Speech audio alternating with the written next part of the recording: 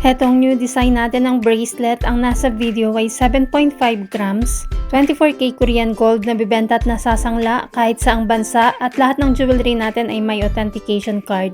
Napakaganda ng design nito lalo na sa personal at may pang set ito na necklace. Tingnan nyo naman ang design niya up close at kahit sa kaunting grams ay pwede ito sa bracelet. Again, ang nasa video ay 7.5 grams at heto naman ang kanyang 18K Korean gold lock kaya lampas ito sa 7.5 grams dahil may 18K lock pa.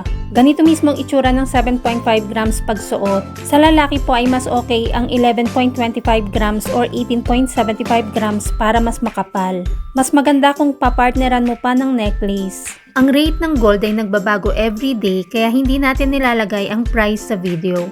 Kung gustong malaman ng updated price, mag-message kay Michelle Yu sa Facebook or follow Mabenta KR Jewelry sa YouTube or TikTok channel para updated ka.